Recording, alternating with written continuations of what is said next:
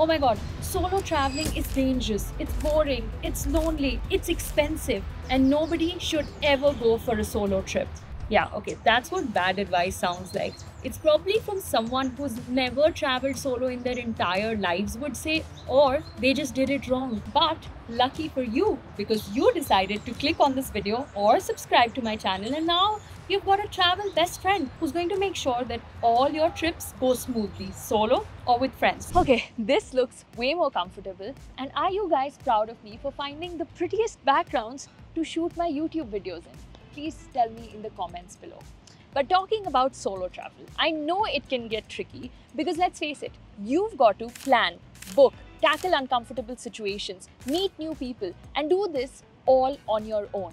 And I know it might sound scary and intimidating, but trust me, I always say this, the biggest mistake that someone can make with solo traveling is to not travel solo at all. And I say that so confidently because I think the person that I've become now, from being a creator to being good at sales, being good at making friends, and just intrapersonal skills and business skills, everything combined, I owe it all to traveling solo. Because doing this one thing can teach you so many different experiences that doesn't just help you, yes, become a better person and be more confident, but it also helps you in every single sphere of your life. Which is why I always say that you may be an introvert, you may be an extrovert, an ambivert, and I know that everybody feels that this is the scariest thing to do if you're an introvert, but trust me, I know the shyest people, one of them being like my own brother, who have gone and done things on their own and have loved it, and it has changed them in so many ways. So without fangirling too much over solo travel, because I think we all know how much I love it, I thought today let's talk about all the common mistakes one can make on their solo travels and how to avoid them. Because trust me, I've made so many of them and I don't want the same to happen to you. And the reason why we're talking about mistakes rather than making your solo trip more fun is because I feel like if you just avoid all of this, you will figure out a way to make your travels more fun. All you need to do is try to not make these mistakes. I know things could still go wrong, but if you've got your plan all sorted, I'm pretty sure no one's messing with your trip. And that's why you're here on my channel. Your travel best friend is helping you out here. So go hit the subscribe button and get excited to hear the first travel mistake you should not be making on your first solo trip. Pick the right destination. Now I know that sounds basic, but trust me, you don't want to land up in a country or a city where there are no other solo travelers, where you don't understand the language, where taxis are hard to find, and maybe you're getting scammed. You know, your first solo trip should be at a place where, yes, it is unfamiliar because you're doing everything by yourself already, but there is some sense of familiarity to the place. But that would be my first tip of picking the right destination, which is find a familiar yet unfamiliar place. And the next step would be to check the recent news and safety updates, because that is super important to make sure that there have been no natural calamities that have happened, there is no high rate of crime that's going on. So just getting an overall picture of the destination before you go there is very important, and getting the most recent updates is important. And another bonus hack over here would always be to go up on this website called Hostel World, where you can book hostels to stay in all over the world. And you basically put in the city or the country that you're going to and check how many hostels are there in that place and how well rated they are. Because the number of hostels in a certain city will give you an idea how friendly it is to solo travelers. Basically, if a lot of solo travelers visit a certain destination, there will be more number of hostels, which automatically tells you that yes, this destination is solo travel friendly. Now, I strongly believe that you can travel solo to most countries in the world. But can you travel solo to most countries in the world for the first time? Probably not. Like, I'm in Medellin, Colombia right now, and this place is so far away from my country and everything that I know that maybe traveling here for the first time solo would be very hard for me because I don't understand the language. It's not the safest city in the world, and things are a bit hard here logistically. So would I say traveling solo here after I've traveled solo to 20 countries is possible? Hell yes, but definitely not for your first one. When I traveled solo, I went to Udaipur first in India, and then I went to Sri Lanka. Both places were amazing and absolutely perfect as solo travel destinations. Some other places I would recommend would be Philippines, Thailand, Indonesia. Basically, Southeast Asia is amazing. But if you guys would like for me to make a video specifically on solo travel destinations for women, let me know in the comments and I can do that next. Next up, stay in the right accommodation. Okay, I've met so many people who tell me, oh my God, so my solo trip sucked. It was boring, I felt lonely. And then I asked them, okay, what happened? It was your first trip. Where did you stay? And then they said, oh, I stayed at a hotel. No, no. Please, on your first solo trip, do not stay at a hotel. Choose a hostel or a homestay. And yes, now as someone who's traveled solo to over like 25 countries, sometimes I choose to stay at hotels because I want my space. But would I do that on my first solo trip or even my first 5 solo trips? Never. Because the whole point of traveling solo is not to isolate yourself and stay alone all the time, but to experience new cultures, meet new people, and also interact with locals. All of this is not going to happen when you sit in your hotel room. All of this can happen if you stay at a hostel. Hostels are basically the mecca for solo travelers. You've got dorms, you've got private rooms, and you've also got female-only dorms where you basically have bunk beds and people share the room, and you also share a bathroom. Let's say you want your own private space, you don't like to sleep in bunk beds, share rooms, you can just book a private room but in a hostel.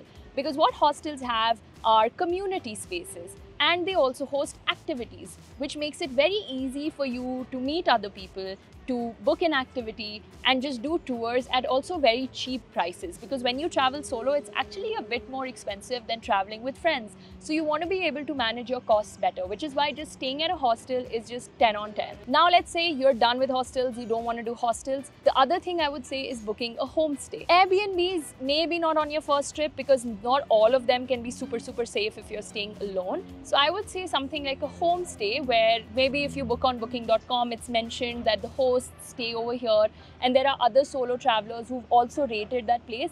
That's a very good way to check. So if you go onto booking.com or on Hostel World, you can always see if the person who's rated that, what rated the place, were they a couple, family, or a solo traveler. So if you use the filter solo traveler, you'll actually be able to see all those people who traveled solo and they rated the destination.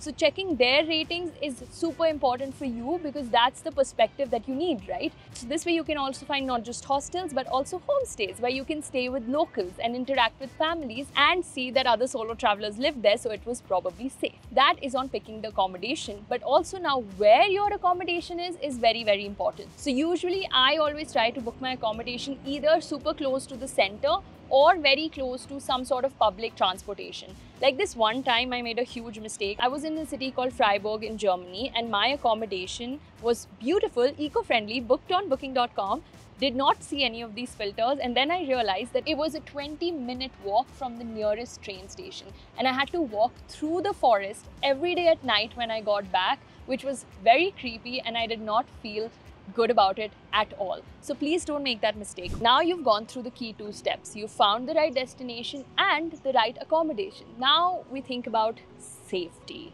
So when you're making your plan, it's very important that you share certain details with someone in your family or your friends. And you don't need to share every single thing with them. Here's a quick checklist of things that you do need to share. Your flight details, the address and phone number of your accommodation where you're staying for the first few nights, contact information for any tours or experiences that you've booked. And once you've reached your destination and let's say you've made a friend, also share the contact number of that friend with someone back home. So these things are super essential for safety and you definitely need to share them with someone. In addition to that, one thing that you need to plan, whether you plan anything else or not, is your transportation from wherever you land. So let's say you get somewhere by bus, train, flight, whatever, wherever you get, and then your accommodation. That transportation, you need to figure it out in advance. Don't rely on going there and figuring everything out because that is where things can get a bit tricky. But at the same time, talking about planning, the reason why I'm not giving you too many tips on planning the nitty-gritties of your solo trip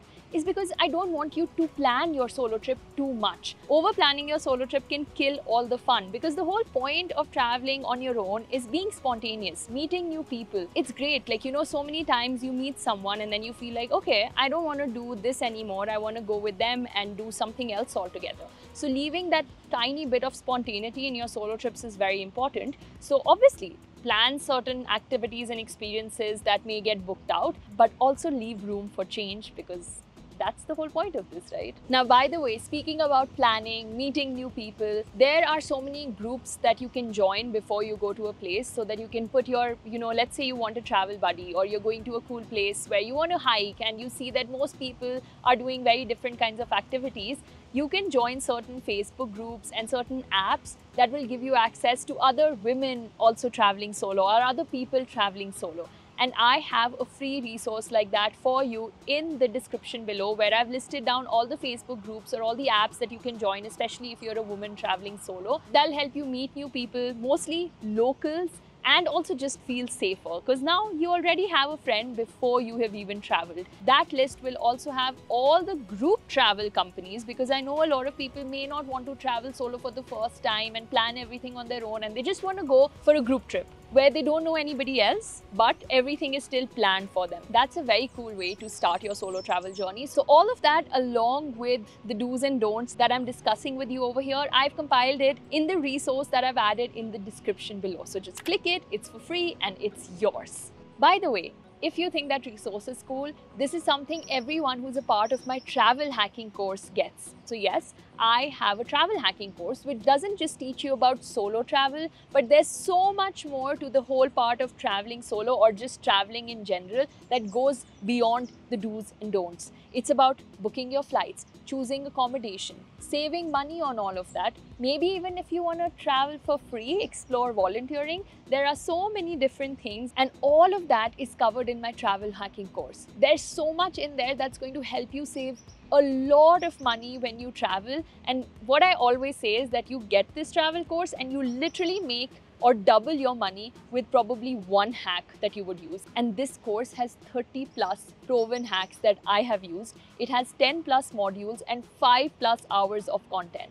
So please check it out. And a secret for only those of you who are watching this video, I'm giving you a discount code called LOVETRAVEL. Nobody else has this discount code except you guys. So you can use this code to get the course and just start traveling cheaper and better. And it's so crazy that just recently, while I was researching for this video, I got a message that I'm going to read out to you. It says, started using this hack based on your course last year, and till date, it would have saved me 10K across websites.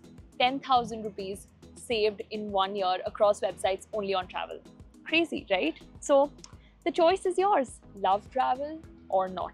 But yeah, let's move on to the next tip. Plan your arrival and departure during daylight. Okay, when you arrive to a place for the first time and all you can see around you is darkness, everything is just a lot creepier. Like, this might be the safest places in the world, but if everything's dark and spooky, I know you're stressed. And when you're landing, there's so much to do. You need to get cross immigration, get your SIM card, get money exchanged, figure out how you're getting to your accommodation. There's just way too much to do, and doing all of that while it's dark outside, why are you making things harder for yourself? So make sure to always plan your arrival when you're getting to a new city during daylight, even if you need to spend a little bit extra money for that. Plus, many times if you arrive at night at an airport, the SIM card shops will be shut. There will be no one, like a lot of stores are shut. So automatically, people who can help you figure out things are also just lesser at the airport. So don't do that to yourself. Figure out your transportation in advance and arrive in the morning, because sunshine just makes everything better. Okay, now that you've arrived to your destination, you're excited. What do you do first? Book a walking tour. That is something I always recommend to everybody. No matter how many times you've traveled solo, always start with booking a walking tour. This is a great shortcut to getting to know your surroundings, your city. Like, it can be a walking tour or a cycling tour, anything which basically takes you around the city, because usually the guide who's going to take you around will also give you some tips and tricks overall about the city. They'll tell you about the safe, unsafe areas, they'll tell you about the culture, the history, everything. And the best part is that usually the guides who take you on these trips are super friendly, super motivated, and are usually also younger. And that's a great way to have made your first friend. I never have any shame, and whenever I go on these walking tours, I end up making friends with these guides, and then I ask them a million questions like, what's your favorite cafe? Where do the locals hang out? What's the park that you love? And then they answer all these questions because they've probably had a million other tourists ask them the same things. So you'll get the best tips from them as well. So this is one great thing to do, that don't make the mistake of landing in a place and then going for like a super touristic tour already. I would say start with a walking tour, get a feel of the place, the locals, the culture, And most times these walking tours are also free. I've recommended apps in my course, if you get it, which you can use to then book your walking tours for completely free, and they work based on tips. So it's also pretty cheap and affordable. Okay, I think we've got your basics sorted. Now there's one thing that I want to talk about that a lot of solo travelers completely forget when they go to a new destination, because they're happy, they feel free, they're enjoying this sense of liberation for the first time. And you know what all of them forget? Their common sense.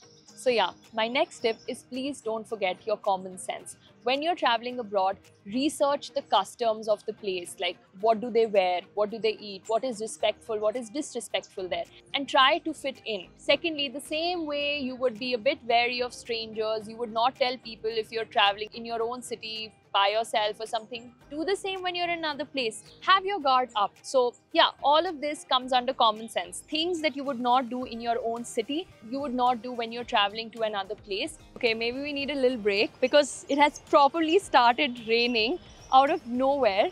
So let's switch up the location a bit. Okay, and we're back. I moved spots because now the ground is a little wet, but the rain stopped, so that's good news, which means that we can continue the video.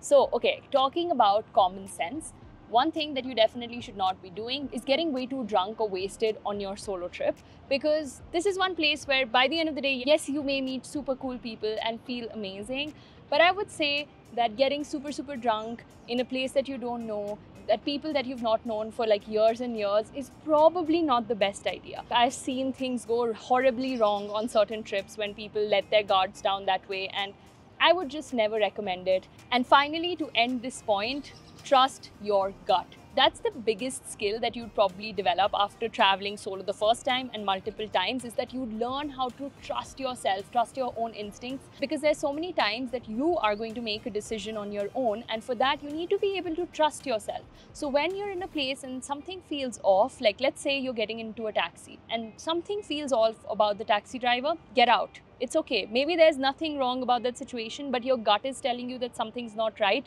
Do it. There have been so many situations where I have even booked a hostel or a stay and I have gone there and I felt that something doesn't feel right to me and I have left. And I have never waited to find out what would have happened if I would have stayed. Always trust your gut. And if you're a woman, I'm telling you, our gut instincts are just on another level. So it's fine if you feel something is fishy. No one else needs to feel that way. If you feel it's not okay, just go. We're getting to our last points. This is the second last point, and it's all about the power of saying no.